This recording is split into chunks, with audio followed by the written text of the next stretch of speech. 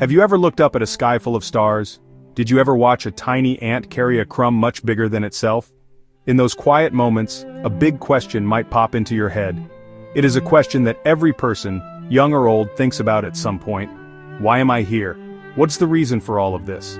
This question is not just for scientists or thinkers in big universities, it is a question for you and for me. It is a whisper in our hearts that asks about our place in this vast, wonderful world. It's a deep curiosity about our own story and where it fits into the grand story of everything. This question is one of the oldest in the world. People have been asking it for thousands of years in every corner of the earth. We build big buildings, we write beautiful songs, we create amazing art. And behind it all we are often searching for an answer. We want to know if our lives have meaning. We wonder if there is a special purpose just for us. It feels like we are on a journey, and we are looking for a map to tell us where we are going. The feeling that there must be more to life than just waking up and going to sleep is a powerful one that connects all of humanity. Sometimes this question can feel a little bit scary. If we don't know why we are here, we might feel lost, like a ship without a rudder on a huge open sea. We might feel small and unimportant in a universe that seems so big and endless. But this question can also be a wonderful starting point. It can be the beginning of an exciting adventure. It is an invitation to look deeper, to think harder, and to open our hearts to the possibilities. It's a chance to explore the different answers that people have found, and to see which one feels right for us. So, let us be brave and ask this question together. Let's not be afraid of its size. Instead, let's see it as a gift. It is a gift that makes us look at the world with wonder. It pushes us to seek truth, and to find a foundation for our lives. Whether we are walking through a busy city or sitting alone in a quiet room, the question remains, why are we here? Let us begin to explore the paths that might lead us to an answer, a journey not of the feet but of the soul, seeking understanding and peace in a complex world. One answer to our big question comes from science. Some very smart people have looked at the world and have suggested that we are here simply by chance. They see a long story of lucky accidents. Imagine a series of fortunate events, one after another, happening over billions of years.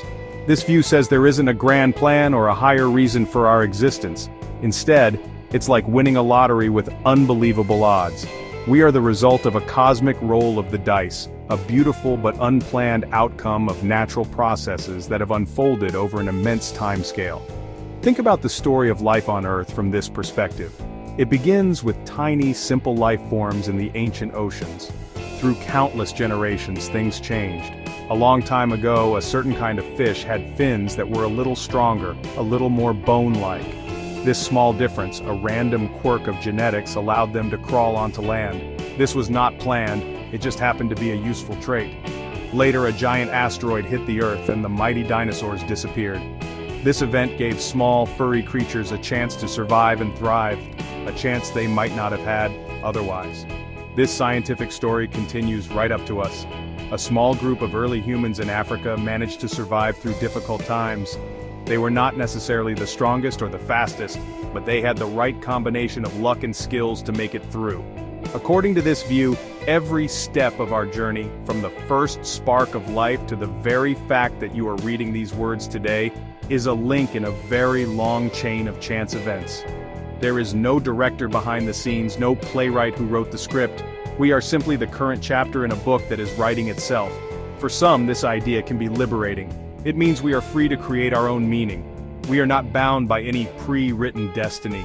We can decide for ourselves what is important and what our purpose should be. However, for others, this view can feel a little empty or cold. The thought that our existence is just a lucky break in an unfeeling universe can leave one feeling without a deeper sense of hope or ultimate significance. It presents a world of incredible wonder, but one that may lack a personal guiding hand. There is another answer to our question, one that has brought comfort and purpose to billions of people throughout history. This answer comes from the Bible, and it tells a very different story. It is a story not of chance, but of choice. It is a story not of accident, but of intention. This view says that before the stars were hung in the sky, before the oceans were filled with water, there was a creator. This creator is God, and he made everything with a purpose and with great love. You are not a random accident, you are a deliberate creation. The very first words of the Bible paint this picture for us. It says, "In the beginning God created the heavens and the earth." That's from Genesis chapter 1 verse 1. This wasn't a chaotic explosion but a careful, thoughtful act. God spoke and light appeared. He spoke again, and land and seas were formed. He filled the world with plants and animals. And then, as the masterpiece of his creation, he made people. The Bible tells us that God made us in his own image, which means we are special to him. We were designed to be in a relationship with our Maker. This view gives us a clear reason for being here. The Bible explains that everything was created by God and for God. That's in Colossians chapter 1 verse 16. This means your life has an incredible built-in purpose. You were made to know God, to love him, and to be loved by him. Think of a painter who creates a beautiful portrait. The painter loves the painting and wants it to be seen and cherished. In the same way, God, the great artist, created you. He knows you by name. He cares about your joys and your sorrows. Your existence is a sign of his love and his creative power. So when you ask, "Why am I here?" this perspective offers a powerful and personal answer. You are here because a wise and loving God wanted you to be here. He designed you with unique gifts and a special place in his world. You are not just a collection of molecules that came together by chance. You are a thought in the mind of God, a beloved child created for a relationship with him. This belief fills life with a deep and lasting meaning, suggesting that every breath you take is part of a divine and loving plan. We stand at a crossroads with two very different maps in our hands.